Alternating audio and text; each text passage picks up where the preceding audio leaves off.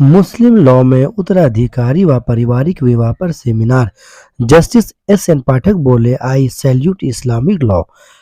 आई salute Islamic law Muslim law 1937 में बना है, लेकिन एक एक चीज का इस लॉ में ख्याल रखा गया है।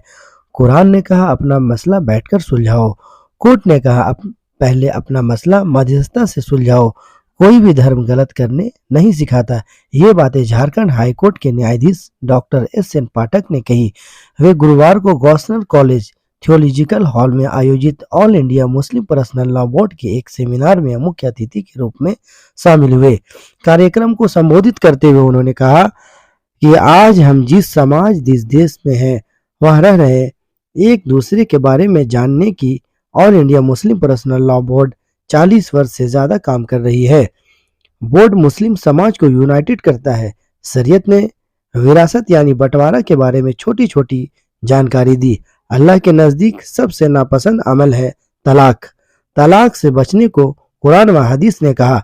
शरीयत ने महिलाओं को खर्च करने की जिम्मेदारी नहीं दी, सिर्फ मर्दों को यह जिम्मेदारी दी है। इसके बारे में जानने की जरूरत है।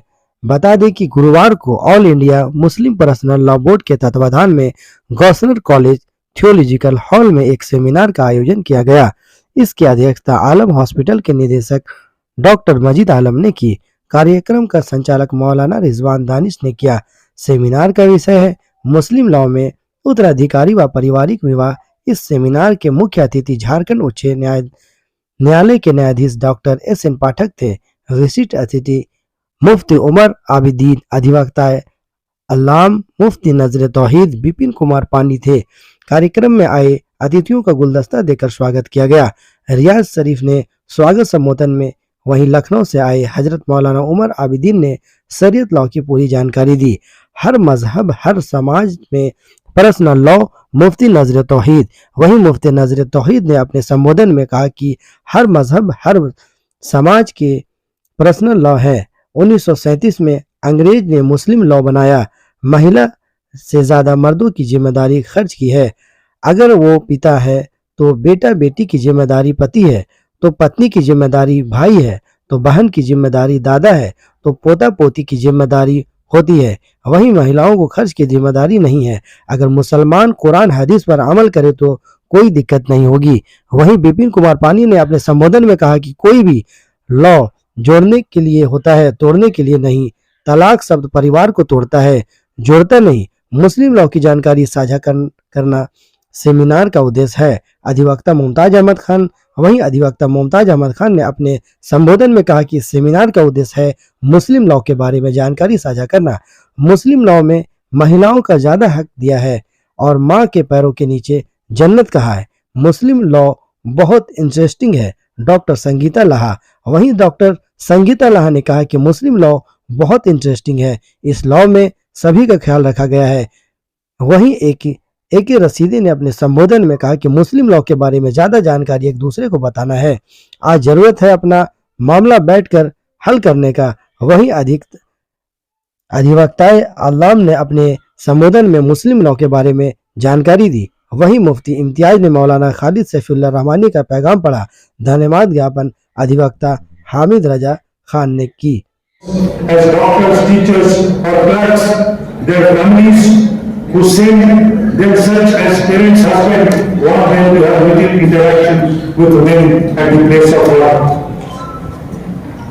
Now I would like to conclude by stating that the constitutional provisions and the judicial pronouncements, what is most essential as the people from the Muslim community, especially the women belonging to all social and economic strata, become aware of their rights and entitlements.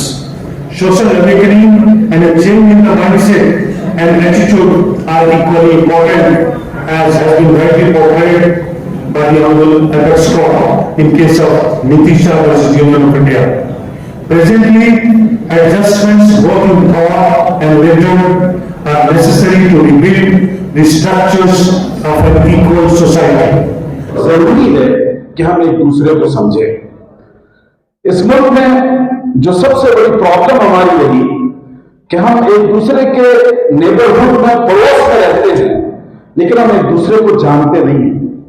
हमें एक दूसरे के customs, belief, एक दूसरे के रवैये से वाकिफ नहीं है। तो आज का जब मैंने ये प्रोग्राम देखा और यहां हिंदू, मुस्लिम, क्रिश्चियन, ईसाई सब एक साथ बैठे हैं, तो उर्दू भाषा जो प्रेम की भाषा है, यूनिटी और इत्तेहाद की भाषा है, उसका एक शेर मुझे याद आया, मैं आपको सुनाना चाहता हूं कि हा से हिंदू नीम से मुस्लिम हुए, हा से हिंदू नीम से मुस्लिम हुए, दोनों आपस में मिले तो हम हुए, दोनों आपस में मिले तो हम हुए। और आगे सुनिएगा कि किस कदर शीरीन है हम, हक की कसम, किस कदर शीरीन है हम, हक की कसम, लब चिमट जाते हैं जब कहते हैं हम। इस तरह से मुस्लिम लॉ के बारे में लोगों को बताया गया, किस तरह से लगातार इस तरह का प्रोग्राम हो कि लोग जाने मुस्लिम लॉ। देखिए, हम लोग का मकसद ही यही है कि लोगों को अवेयरनेस करना, जानकारी देना। आम आवाम, चाहे वो अधिवक्ता हो, न्यायविद हो, हमारे अंजुमन के सदर हों, सेक्रेटरी हों, उलमा हो, काजी हों, सबको इस्लामिक जो लॉ है उसके बारे में डिटेल बताना। अभी क्या है कि बहुत सारे लोग आधा अधूरा जानते हैं और आधा अधूरा बातें करते हैं, जिससे समाज में बहुत किस्म से कन्फ्यूज़न होता है। हम लोग चाहते हैं ये कन्फ्यूज़न क्लियर होना चाहिए, लोगों को जानकारी होना चाहिए, सही कानून जाने लो कि वाकई इस्लामिक लॉ, मोहम्मदन लॉ कहता क्या है।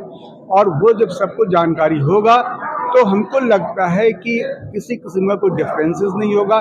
जो आज हमारे समाज में जो मामला उठ रहे हैं, वो मामला का भी हल हम कर सकते हैं।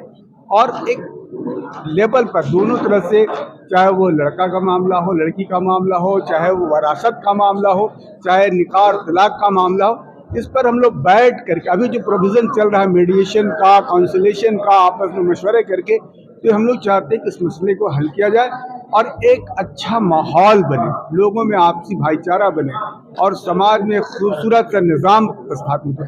इसके लिए हम लोग काम कर रहे हैं। आइंदा भी हम लोग कोशिश करें कि इसी तरह का प्रोग्राम होता रहे कि लोगों को इस्लामिक लॉ, मोहम्मदन लॉ की जानकारी होते रहना चाहिए और उससे हम फ़ायदा उठा सकें, यहाँ के लोग भी, वकील भी।